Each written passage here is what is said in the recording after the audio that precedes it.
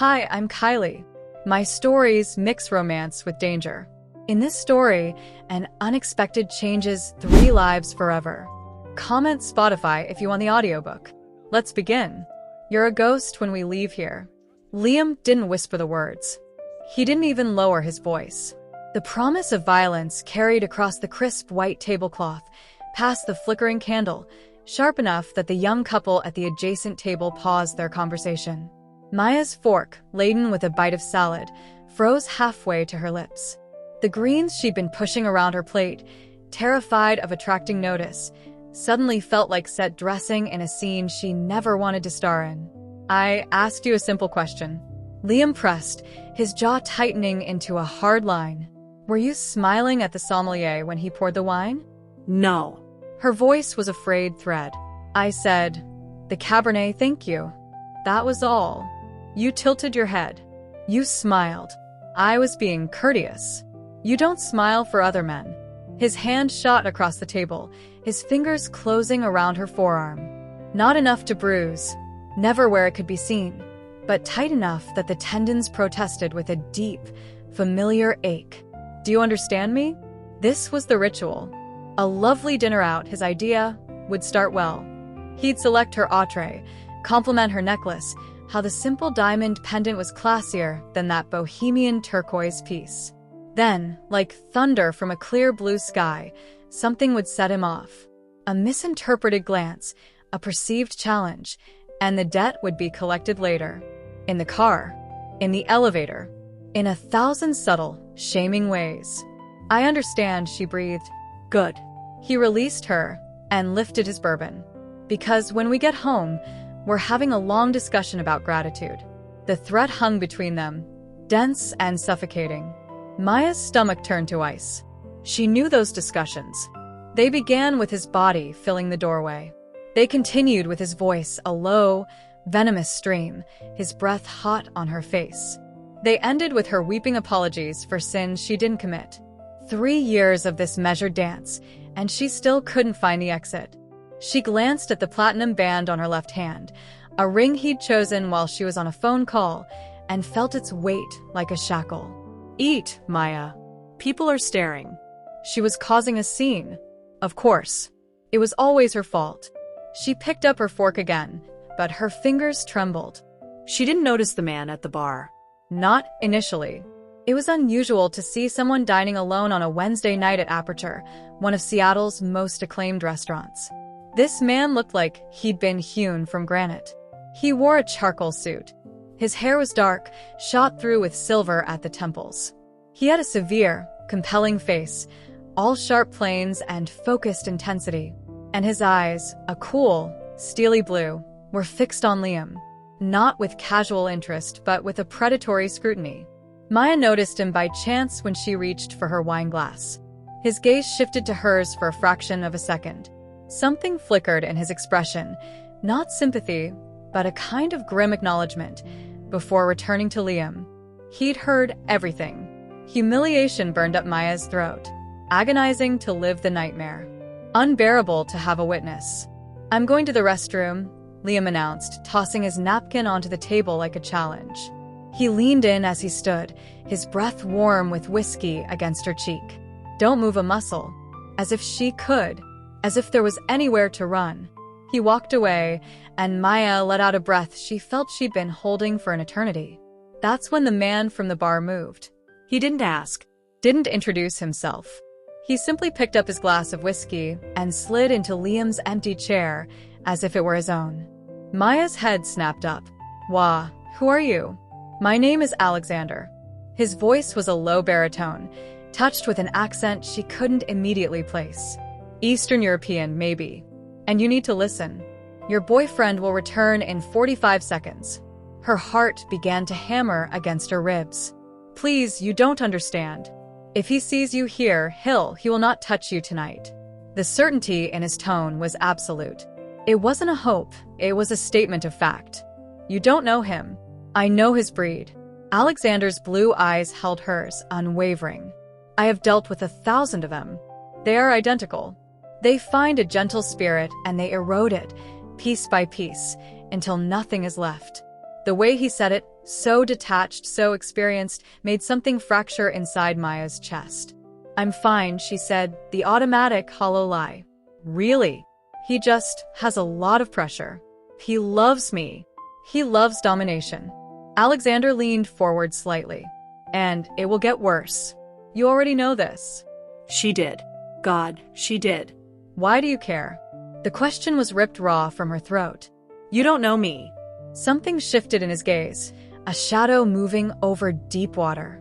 "Let's say I have a rule against witnessing ugliness in fine dining establishments. He's coming back." Maya could see Liam's reflection in the polished brass wall, striding back toward them. Panic, cold and slick, flooded her veins. "Please, you have to go. If he sees you, let him. You don't get it." "I understand perfectly." Aleksandr didn't flinch, didn't look away.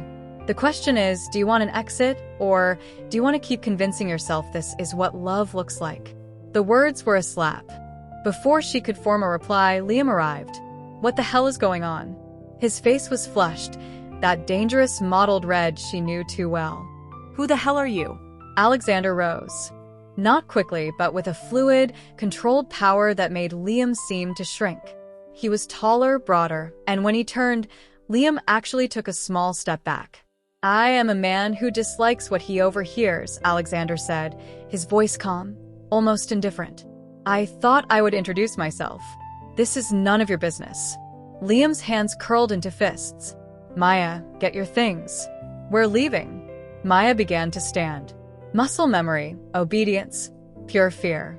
But Aleksandr's voice cut through the tense air. "She's staying." The restaurant had fallen silent. Other diners were watching now. Liam barked a laugh, utterly devoid of humor. "Listen, buddy. I don't know who you think you are, Aleksandr Volkov." The name landed in the quiet like a gunshot. Maya watched Liam's face transform. The rage evaporated, replaced first by confusion, then by a dawning, sickening dread. "Volkov," Liam repeated, the name a whisper. "As in?" Yes. Aleksandr's expression didn't change. "As in that Volkov." Maya had no context, but the name clearly meant everything to Liam. He'd gone pale. I didn't realize," Liam stammered. "I mean, she's my fiancé. This is a private matter." "Nothing you said was private." Aleksandr gestured vaguely around the room. "Half the restaurant heard you, myself included, and I find it offensive. Look, I'm sorry if I was out of line. You were, but Maya and I have been together for years. We're getting married. This is just a misunderstanding." Aleksandr turned to Maya. "Is that true? Is this a misunderstanding?" Every eye in the room was on her. Maya felt their collective stare like a physical weight.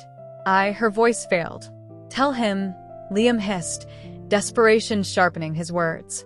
"Tell him it's nothing. Tell him you want to leave with me." She looked at Liam, at the man who had systematically dimmed her world for years. Then she looked at Aleksandr, a total stranger offering a lifeline in the abyss. "No," Maya whispered. The word was tiny, fragile. What? Liam's face twisted. Maya. "No," she said again, louder, the word gaining strength as it left her lips. "It's not nothing. I don't want to go home with you." You don't mean that. "You're confused. This stranger is manipulating you. I believe the lady has been perfectly clear." Aleksandr's voice was tempered steel. "She is not leaving with you." "The hell she isn't." Liam lunged for Maya's arm. He never made contact. Aleksandr moved with a speed that belied his size. One moment, he was beside the table. The next, he had Liam's wrist locked in a grip that made Liam gasp, his arm bent back at a painful angle. "If you touch her," Aleksandr said, his voice dropping to a lethal whisper, "you will leave here without the use of that hand. Do we understand one another?" Liam nodded, eyes wide with pain and terror. Aleksandr released him with a small, contemptuous push. Two men in dark suits, Maya hadn't seen them approach, materialized beside their table. They flanked Liam. "Escort, mister." Aleksandr glanced at Maya. "Read," she breathed. "Escort Mr. Read out," Aleksandr finished. Ensure he understands he is no longer welcome at any venue under my family's influence. The men nodded. They didn't touch Liam, but their presence was command enough. Liam shot Maya a final, venomous look over his shoulder. "This isn't over," he spat. One of the men murmured something, low and sharp. Liam fell silent and was guided away. Maya sat, frozen, her entire body vibrating with shock. It had happened in an instant. Aleksandr returned to his own seat, then seemed to reconsider. He looked at her. "You should finish your meal. You're shaking." "I can't." Maya's hands trembled so violently she couldn't hold the fork. "I don't understand what just happened. You chose yourself for perhaps the first time in a very long time. But who are you?" She stared at him. That name. Liam knew it. Liam is a coward who mistakes intimidation for strength. He knows just enough about the city's actual power structure to fear the correct names. "Are you?" Maya couldn't bring herself to say the word. "Are you a criminal?" Alexander's mouth quirked, a ghost of a smile that didn't reach his eyes. "The definition depends on the court. But in essence, yes." She should have been terrified. Should have grabbed her purse and fled into the night. Instead, she asked, "Why did you help me?" He was silent for a long moment. When he spoke, his voice was softer, the accent more pronounced. "My sister was married to a man like Liam. By the time I saw the truth, it was almost too late." "Is she?" "She is safe now, living in Santa Fe. She makes pottery." His gaze hardened. "But I learned a lesson. I learned that cruelty flourishes when decent people choose to look away." Tears spilled over, hot and silent, tracing paths down Maya's cheeks. "I don't know what to do. All my things are in his apartment. My car is in his building's garage." "Breathe," Aleksandr said, not unkindly. "One thing at a time. What is his address?" She gave it to him. Aleksandr took out his phone, made a brief call in rapid-fire Russian. In 1 hour, he told her, "Your belongings will be packed and removed. They will be stored securely until you decide where to send them. Your car will be delivered to you tomorrow." "I can't accept that. It's too much." You didn't ask. I offered. He signaled the server. "Please bring the lady a hot tea with honey and your salted caramel tart. Sugar helps with shock." The server vanished. Maya wiped her face with her napkin. "How can I ever thank you?" Don't. "The difficult part begins now." "What do you mean?" "Liam will not accept this. Men like him never do. You are a possession he believes was taken. He will try to get you back. And when he cannot, he will try to destroy you." The ice returned to her veins. "So what do I do?" Aleksandr produced a business card from his inner pocket. Thick, creamy paper. A single phone number embossed in dark blue. "You call this number if he contacts you. If he comes to your job. If he sends a message. If he makes any attempt to re-enter your life." Alexander's eyes held hers, unyielding. "Someone will handle it." "Handle it how?" "In whatever way is necessary to ensure your safety." Maya stared at the card. She should refuse.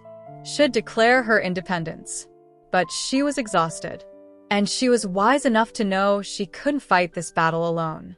She took the card. "There is something else," Aleksandr said. "Something I feel I should say." "What?" "When I saw you tonight, trying to disappear into that chair." He paused, choosing his words. "I recognized something. Not just the fear. I recognized you. We've never met." No. "But perhaps we were meant to." The server returned with the tea and dessert.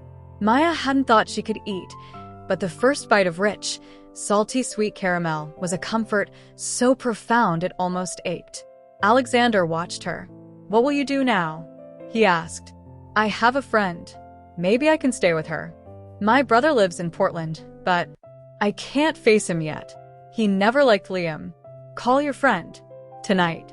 Don't wait. It's late. Real friends don't look at the clock when someone is sinking." He was right. She pulled out her phone and texted Simone, her college roommate. The reply was immediate. "Send me your location. I'm on my way. Are you okay?" More tears. These ones of relief. "She's coming." "Good." Aleksandr stood, left a stack of bills on the table. "I will wait with you." "You really don't have to." "I do." They moved to the quiet lounge area. Maya clutched her purse and the card like talismans. 20 minutes passed in silence. Aleksandr didn't try to make conversation.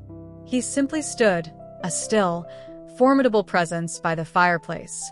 When Simone's old SUV pulled up, Aleksandr walked Maya to the door. "Will I ever see you again?" The question slipped out. He had done his good deed. His part was over. But Aleksandr looked at her, and for the first time, a real smile touched his lips, transforming his severe face. "I believe you will. In fact, I will make certain of it." How? "By asking you to have dinner with me. A proper dinner. Somewhere you can order anything you wish and eat it without fear." Maya's breath caught. I'm not ready for. Not now," he said gently. Take your time. "Rebuild yourself.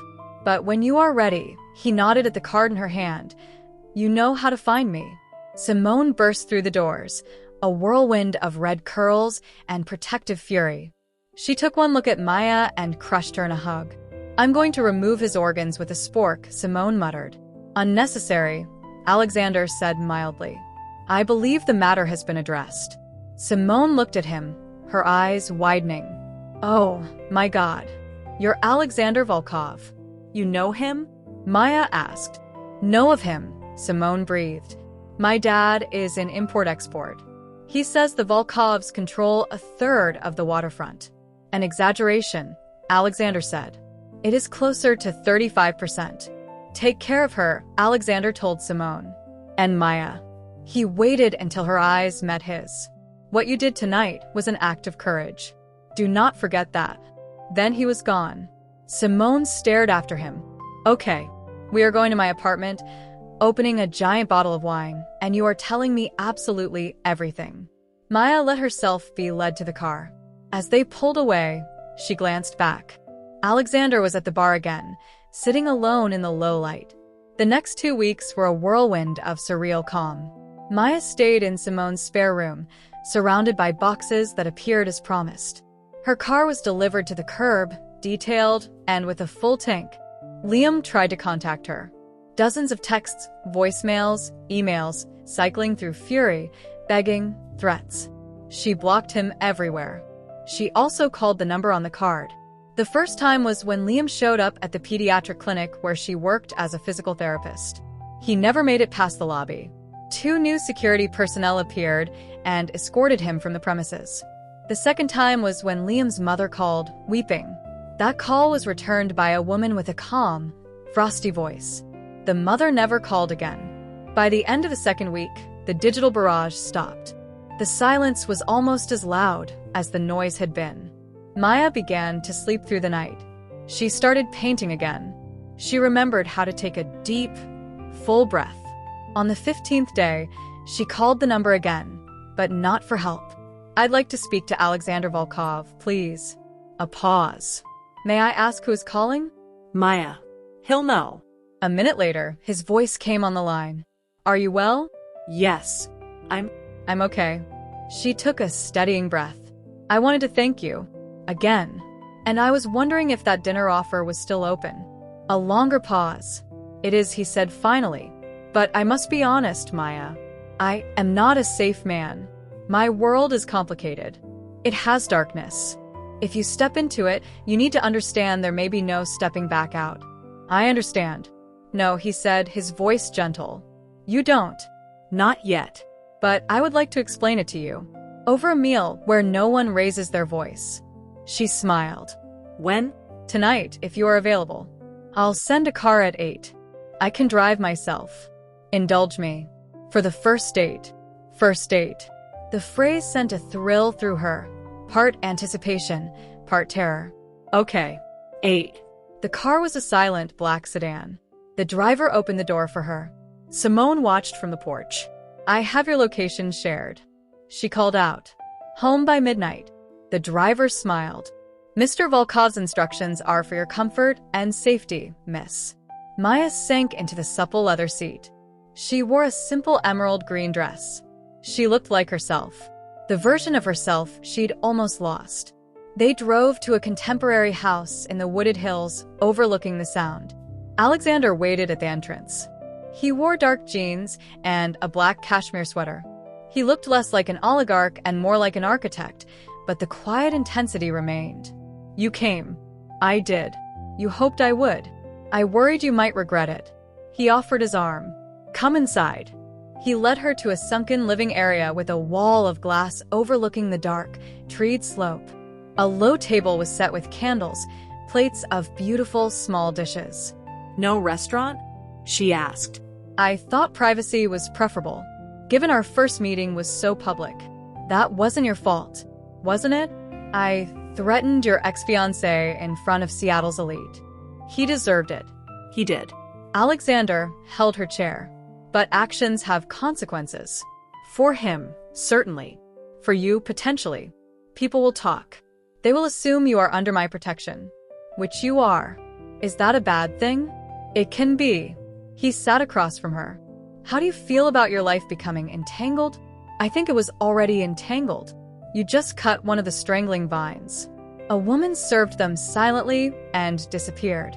I owe you truth, Alexander said. About what I am. You're Mafia. He gave a small, conceding nod. A blunt term, but accurate in essence. My family's interests are diverse. Mostly legal now. But our past is substantial. The men who removed Liam, the people who packed your life into boxes, that was not business. That was personal. I have certain resources. I used them for you. I would do so again. Why? Maya leaned forward. I still don't understand why me. I told you, my sister. That's not all of it. He was quiet, his gaze tracing the lines of her face in the candlelight. No, he admitted. It is not. When I saw you, trying to vanish into that chair, I saw someone who deserved a defender. Someone who deserved peace, not punishment. And he hesitated, wanted to provide that peace. Maya's heart stumbled. That sounds chivalrous. It is. I am not a modern man in many respects. I believe in providence. In fidelity. Sometimes, Maya said softly, it's a gift to not have to be the brave one every single minute. Their eyes held. The dinner unfolded in a cascade of flavors and conversation. Alexander spoke of his family, a younger sister running the charitable foundation, a mother in St. Petersburg. He spoke of trying to build something more transparent. Maya spoke of her father's early passing, her mother's quiet strength, her career helping children, and how Liam had seemed like a safe harbor until she realized it was a cage. I kept thinking if I could just be more accommodating, you would have disappeared.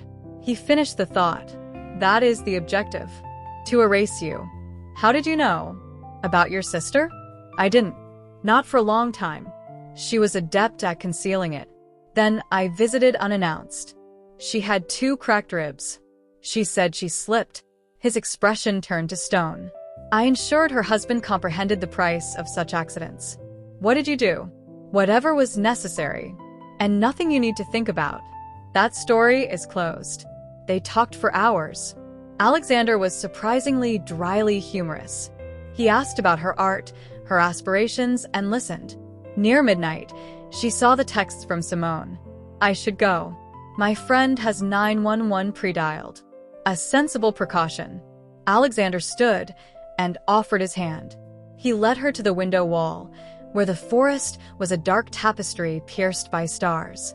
Maya, he said quietly, I need you to know something. What? That night, I told myself I was merely rectifying an injustice, performing a kindness. But the truth, he turned to face her, is that from the moment I saw you, something in my universe shifted. I cannot explain it rationally. I simply knew. Knew what? That you would become essential to me. That this would change the trajectory of my life. Maya's pulse thrummed in her ears. That's an immense amount of weight for a second meeting. I know. And if it is too much, if you wish to leave now and never look back, the car will take you home. You will never hear from me again. I give you my word. She should say yes. Thank you for a lovely evening, goodbye. Instead, she stepped closer into his space. What if I don't want to leave? Then Alexander said, his voice dropping, I am going to kiss you. And then I am going to ask to see you again.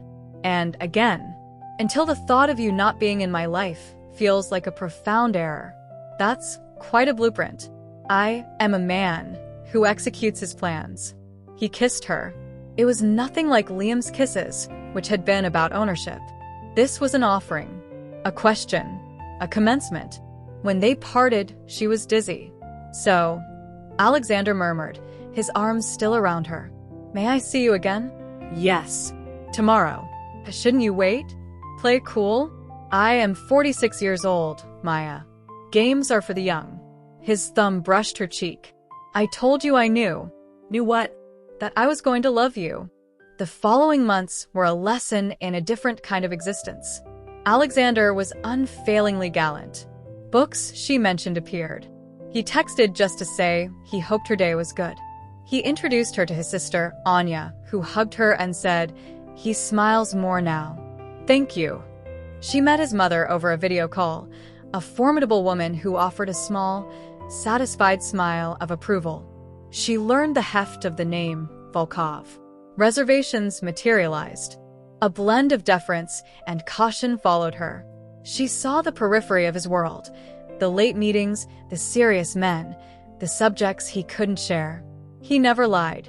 If she asked, he answered truthfully or said, "I cannot tell you that. It is to keep you safe." "I don't want to be a source of risk for you," he said one evening, "but I will not insult you with half-truths. This is my world. Can it be mine too? Do you want it to be?" Maya thought of the woman she'd been, flinching at a raised voice. She thought of the woman she was becoming, learning to stand firm in a hurricane. "Yes," she said. "I do." Aleksandr crossed the room and kissed her, a kiss of deep relief and commitment. "Then we make it permanent." Permanent? He went to a drawer, removed a long, slender box. When he opened it, Maya's breath caught. The ring was an heirloom, a deep green emerald flanked by tapered diamonds. "This was my grandmother's," he said. "She told me to give it to a woman with strength in her soul." He went to one knee. "Marry me, Maya. Not because I intervened. You saved yourself the moment you said no. But because I love you. Because you make me want to build a future that is light, not shadowed. Because when I imagine my life, you are at the center of it." Her hands were steady as she reached for him. "Yes. Yes, I will marry you." The ring slid onto her finger, a perfect fit. They married 2 months later in an intimate ceremony at his home. Her mother wept, hugged Aleksandr, and said, "You cherish her." Simone was maid of honor. Liam sent an enormous fruit basket. It was gone before Maya saw it. On their wedding night, Aleksandr carried her over the threshold. "I have a confession," he said. "Should I sit down?" "That depends. How do you feel about Montana?" "I've never been." "We're going.